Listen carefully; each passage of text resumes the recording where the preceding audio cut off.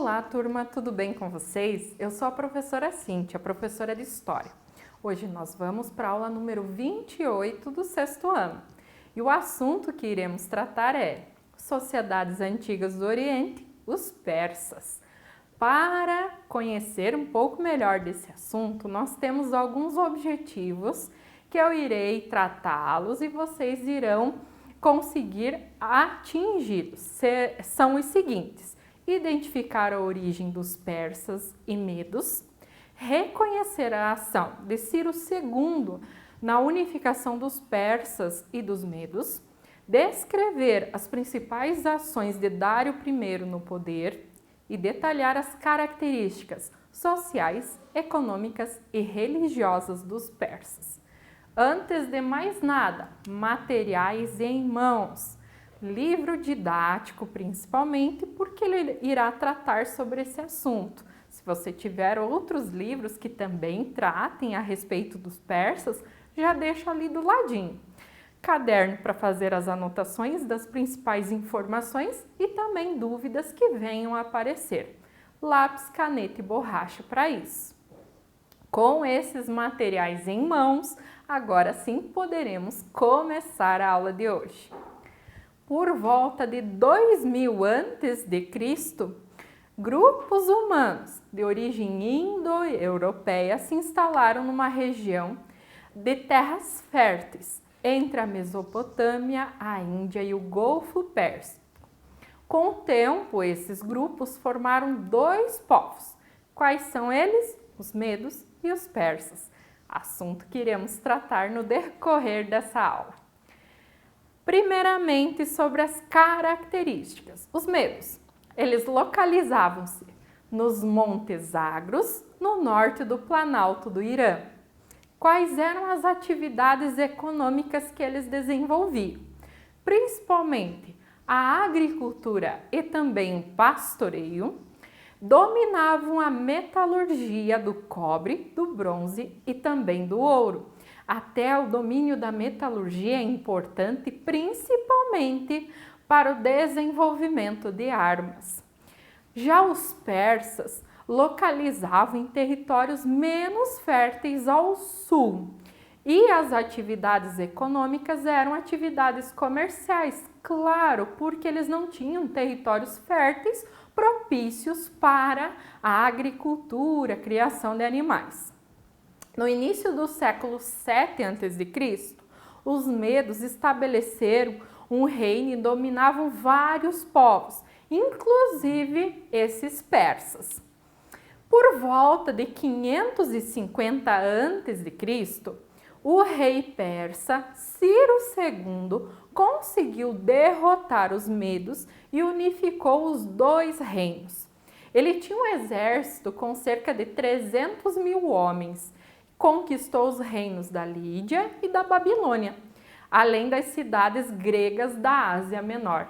Então, a importância de Ciro II para esses povos é a questão da unificação dos medos e dos persas. Sobre o governo em si de Ciro II. Ele era um bom administrador e também um ótimo guerreiro. Ele era respeitado pelos persas, o seu povo de origem, mas também por outros povos à sua volta. Os gregos chegavam a chamá-lo de grande legislador, pelo fato de criar leis importantes, justas em si. Os judeus, os hebreus, que estudamos nas aulas anteriores, o chamavam de ungido de Deus, como se fosse um representante de Deus na terra. As regiões dominadas pelo exército deles, dos persas, podiam manter a religião e também os seus costumes, mas deviam as suas obrigações a Ciro II e, consequentemente, aos persas. Com a morte do Ciro II, quem assume é o seu filho, Cambises, que prossegue essa política expansionista de conquista de territórios e chega a conquistar o Egito. Com a morte de Cambises, em 522 a.C., o Dário I é quem assume o comando do império. Sobre a questão do expansionismo do Império Persa no governo de Dário I. Foi nesse governo que o Império Persa atingiu a máxima extensão. Foi quando eles conseguiram mais territórios. Iniciava, então, na Trácia, no ocidente, e até as margens do rio Indo, no oriente. Isso vocês podem verificar conforme o mapa. Como era o núcleo original do Império Persa, aí no Império de Ciro II, que é toda essa parte roxa, as conquistas de Cambises, que é ali em amarelinho, e ainda as conquistas de Dário I, que é ali em verdinho. E ainda é importante destacar ali em vermelho a Estrada Real. Já vou colocar para vocês que era uma das principais conquistas desse povo, aliás, dos persas, é a questão da pavimentação dessa rua real, digamos assim, que tinha por propósito, além de escoar mercadoria, fazer propagar a mercadoria, era uma forma de melhorar a comunicação em todo o reino persa. O Dário I, quando esteve no poder, ele dividiu o império em satrápias ou satrapias, que eram regiões administrativas. Então, cada satrápia ou satrapia, ela era comandada por um sátrapa, que era um governador de confiança escolhido pelo rei. O Dário I foi aquele quem criou uma moeda única para o reino, o dárico. Como eu falei para vocês, ele ordenou a construção de uma grande rede de estradas, que tinha cerca de 2.500 quilômetros de extensão.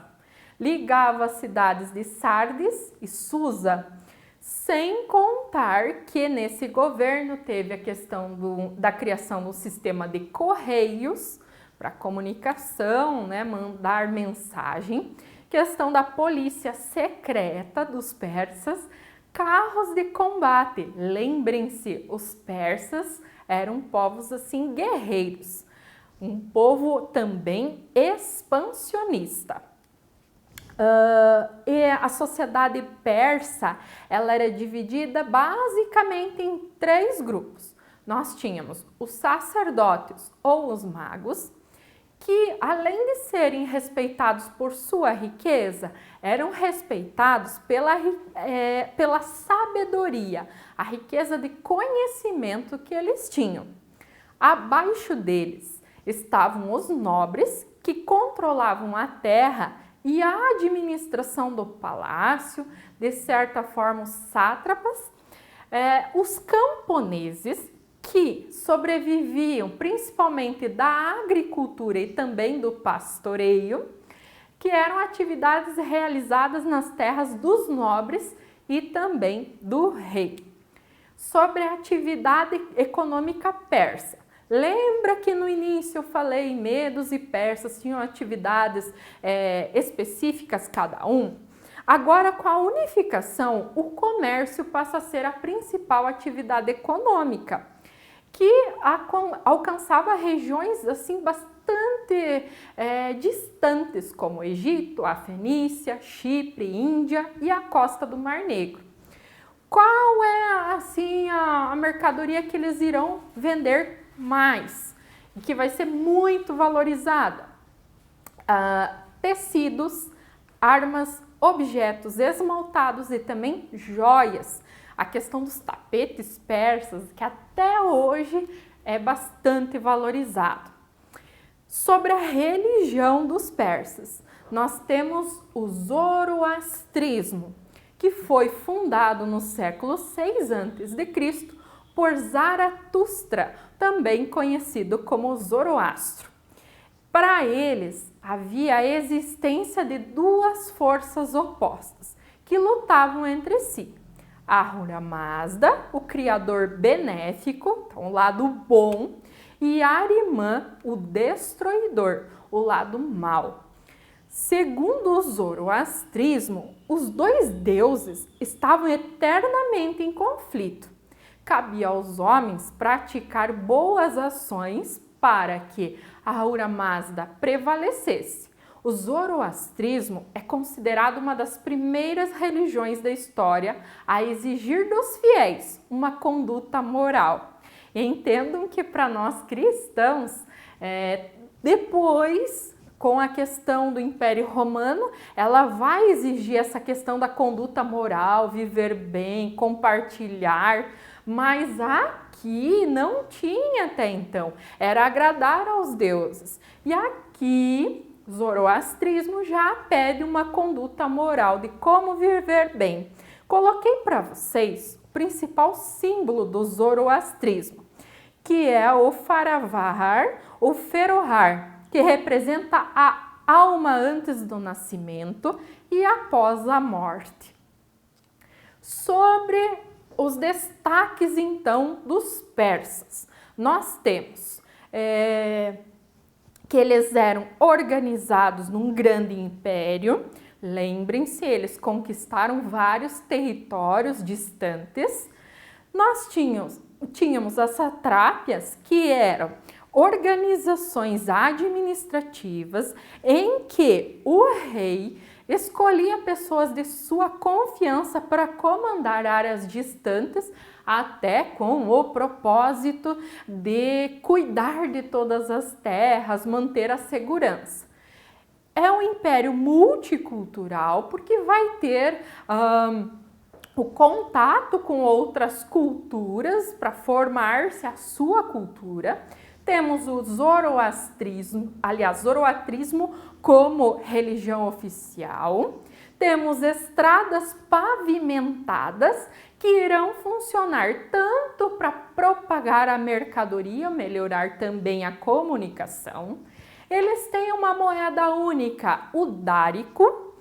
Carros de combate são construídos no Império Persa porque, lembrem-se, é um império expansionista, um império guerreiro. Tinha um sistema de correios que vai facilitar a comunicação em várias partes do território do Império Persa, que, como vimos, era extenso, e uma polícia secreta para manter a segurança de todo esse território. Na próxima aula, conheceremos mais sobre, então, a China antiga, como eram os costumes, religião, sociedade, economia.